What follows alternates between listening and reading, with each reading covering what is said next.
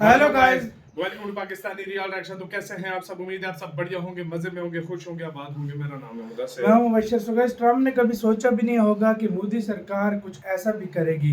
3 दिन के अंदर सब देश हैरान भारत की मदद से। तो भाई साहब, कुछ ऐसा मोदी सरकार ने कर दिया और भारत ने कर दिया कि भाई साहब किसी ने सोचा भी इस चीज का नहीं होगा।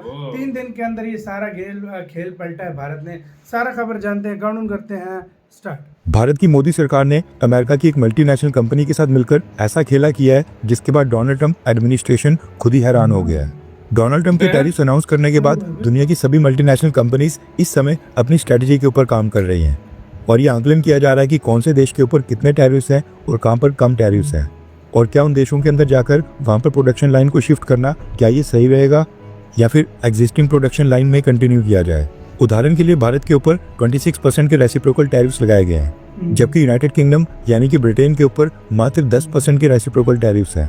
ब्रिटेन के ऊपर भारत से 16% कम टैरिफ्स हैं, लेकिन इसके बावजूद कई सारी कंपनीज अपनी प्रोडक्शन लाइन को शिफ्ट करके भारत से ब्रिटेन में नहीं खोलेंगी, क्योंकि यहाँ पर केवल डोनाल्ड ट्रंप के रेसिप्रोकल टैरिफ्स का मसला नहीं है।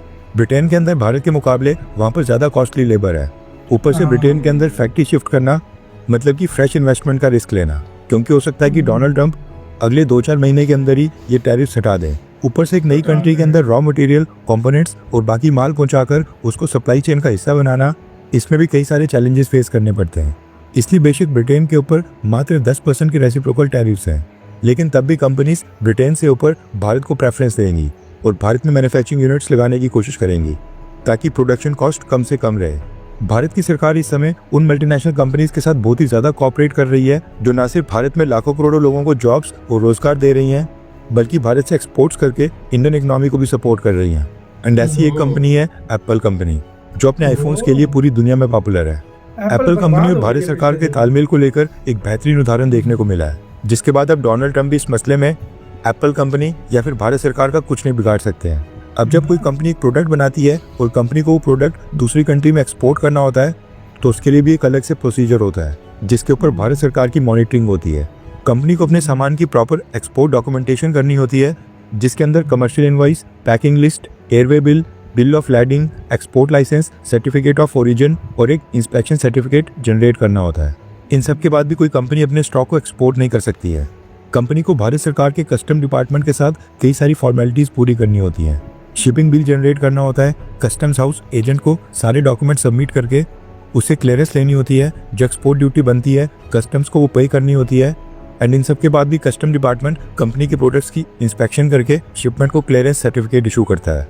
एंड अगर कोई प्रॉब्लम होती है तो कस्टम डिपार्टमेंट कंपनी की शिपमेंट की क्लियरेंस को रोक देता है। ऐसा नहीं कि कोई भी कंपनी भारत में कुछ भी मैन्युफैक्चर करके बिना ये प्रोसेस फॉलो किए हुए सामान को एक्सपोर्ट कर सकती है। अब ये जो पूरा प्रोसेस होता है, इसमें कई दिन और कई बार कई हफ्तों तक समय लग जाता है। ये सारे प्रोसीजर्स काफी टाइम कंज्यूमिंग होते हैं और सिक्योरिटी का मसला होता है, इसलिए कंपनीज को भी सरकार के साथ कोऑपरेट करना पड़ता है।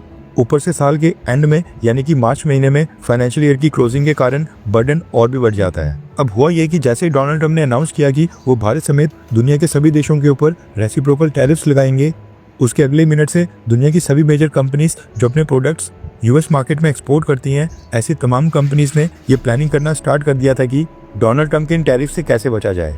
और एप्पल कंपनी ने इसका विशेष तरीका निकाला, जिसमें भारत सरकार ने भी एप्पल कंपनी को सपोर्ट किया। और जिस प्रोसेस में कई हफ्तों के समय लग जाता है, दिन रात एक करके उस प्रोसेस को कुछ ही घंटों के अंदर कंप्लीट कर दिया गया। एप्पल कंपनी का 40% से ज्यादा का रेवेन्यू केवल एक ही देश अमेरिका से आता है, इसलिए एप्पल कंपनी के लिए अमेरिका की मार्केट दुनिया में सबसे इंपॉर्टेंट है। कहने का मतलब है कि एप्पल कंपनी के लिए यहाँ पर काफी कुछ स्टेक के ऊपर था, इसलिए भारत सरकार ने भी इस मसले के ऊपर एप्पल कंपनी के साथ पूरी तरह से कोऑपरेट किया। रेफरेंस लैब की स्क्रीन के ऊपर आर्टिकल का स्क्रीनशॉट है। न्यूज़ निकल कर आ रही है कि डोनाल्ड ट्रंप के 26% के रेसिप्रोकल टैरिफ से बचने के लिए एप्पल इंडिया ने मार्च के लास्ट हफ्ते में लाखों करोड़ों आईफोन्स का स्टॉक भारत से अमेरिका में शिफ्ट कर दिया था। रिपोर्ट के मुताबिक मार्च के लास्ट 3 दिनों के अंदर ही एप्पल इंडिया ने भारत में अपने सभी मैन्युफैक्चरिंग प्लांट से अपने सारे प्रोडक्ट्स को इकट्ठा किया और स्पेशल कार्गो फ्लाइट्स के जरिए ये सारी शिपमेंट्स रातों रात अमेरिका पहुंचा दी गई। नॉर्मली जो कार्गो शिप्स के ऊपर लोड होकर भारत से अमेरिका जाता है, उसमें कम से कम 30 दिन का समय लग जाता है। अगर एप्पल इंडिया अपनी शिपमेंट 30 मार्च को भेजती तो वो 30 अप्रैल या उसके बाद अमेरिका में एंटर होता एंड फिर अमेरिका उसके ऊपर रेसिप्रोकल टैरिफ चार्ज करता। वहीं पर भारत एंड अमेरिका के बीच डायरेक्ट फ्लाइट्स की बात करें तो 16 से 24 घंटों के अंदर ही भारत से कोई भी कार्गो फ्लाइट अमेरिका पहुंच जाती है।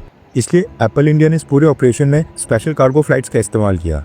भारत में अलग अलग सिटी से एप्पल प्रोडक्ट्स को एक जगह पर इकट्ठा किया गया और टोटल 5 कार्गो फ्लाइट्स के जरिए ये शिपमेंट भारत से अमेरिका पहुंचा दी गई है। भारत सरकार ने भी इस पूरे ऑपरेशन में एप्पल इंडिया को सपोर्ट किया और अप्रूवल्स और क्लियरेंसेस ये सब फास्ट ट्रैक करके कुछ ही घंटे के अंदर एप्पल के प्रोडक्ट्स को भारत से रवाना कर दिया। अब भारत से अमेरिका तक स्पेशल कार्गो फ्लाइट्स को अरेंज करना ये कोई छोटी मोटी बात नहीं है। इसके लिए airport authorities, air traffic control, cargo handling units और लॉजिस्टिक्स प्रोवाइडर्स के बीच एक्सट्रीम लेवल का एक कोऑर्डिनेशन चाहिए होता है।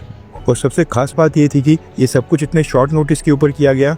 जो काम जनरली 2 से 3 हफ्तों की प्लानिंग से होता है वो काम एप्पल ने भारत सरकार के साथ मिलकर कुछ ही घंटों के अंदर एग्जीक्यूट कर दिया। इसके साथ ही ये भी समझना जरूरी है कि एप्पल कंपनी ने सिर्फ अपने बिजनेस को सिक्योर नहीं किया है, बल्कि भारत की ग्लोबल इमेज को भी इससे बूस्ट मिलेगा। जब दुनिया भर में ये न्यूज़ फैलेगी कि एप्पल कंपनी ने भारत सरकार के साथ मिलकर इतना बड़ा स्ट्रेटेजिक मूव किया, तो इसकी वजह से इन्वेस्टर्स और ग्लोबल सीईओज का भरोसा भारत के ऊपर और बढ़ेगा। आज की ग्लोबल इकोनॉमी के अंदर परसेप्शन और टाइमिंग ही सब कुछ होता है। इसलिए एप्पल कंपनी का ये स्टेप टाइम सेंसिटिव भी था और साथ में स्ट्रेटेजिकली परफेक्ट भी था, जिससे कंपनी को कई बिलियन डॉलर्स का फायदा होगा, जो टैक्सेस के रूप में डोनाल्ड ट्रंप एडमिनिस्ट्रेशन के पास जाना था। इसके अलावा न्यूज़ निकल कर आ रही है कि एप्पल कंपनी ने सेम ऐसी फ्लाइट्स मार्च के लास्ट वीक में चाइना से भी बुक की हैं, जिसका मतलब है कि चाइना से भी लाखों करोड़ों एप्पल प्रोडक्ट्स कंपनी ने स्पेशल कार्गो फ्लाइट्स की मदद से अमेरिका पहुंचाकर वहां पर डंप कर दिए हैं। अब इसका फायदा एप्पल कंपनी को ये होगा कि वो भारत के ऊपर 28% और चाइना के ऊपर 34% के रेसिप्रोकल टैरिफ से बच जाएंगे और ये सारे प्रोडक्ट्स अमेरिका की मार्केट में करंट प्राइस के ऊपर ही कस्टमर्स को मिल पाएंगे। यानी कि एटलीस्ट फिलहाल तो डोनाल्ड ट्रंप के रेसिप्रोकल टैरिफ्स के कारण एप्पल कंपनी को अमेरिका में अपने प्रोडक्ट्स के ऊपर प्राइस हाइक नहीं करना पड़ेगा, अपने प्रोडक्ट्स की कीमतों को नहीं बढ़ाना पड़ेगा। अब क्योंकि अप्रैल महीने में ये रेसिप्रोकल टैरिफ्स लगने थे और टैरिफ्स बढ़ने के कारण एप्पल अगर अपने प्रोडक्ट्स की कीमतें अमेरिका की मार्केट में बढ़ा देता तो इसके कारण हो सकता था कि उनकी सेल्स भी कम हो जाती। अभी हम पहले भी बात कर चुके हैं कि 40% से ज़्यादा रेवेन्यू अकेले अमेरिका की मार्केट से आता है।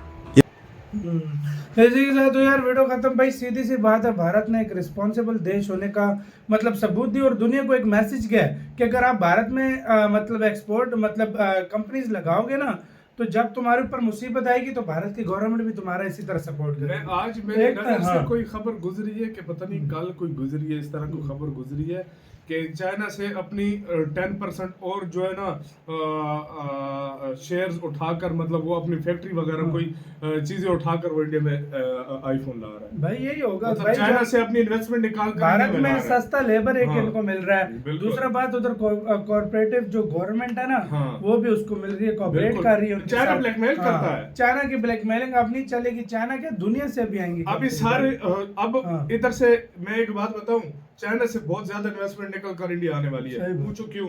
ट्रंप ने बोला है कि तुमने जो टैरिफ हमारे ऊपर लगाए हुए हटा दो, वरना 100% टैरिफ ऊपर लगाओ। चाइना कहता है चाइना तो बढ़ जाएगा, सीधी सी बात है। और जो उधर जो कंपनी से लाजमी बात है कौन करता है, उसके पास यही एक चारा होगा कंपनी के पास कि जाकर भाई इंडिया में शिफ्ट हो जाए।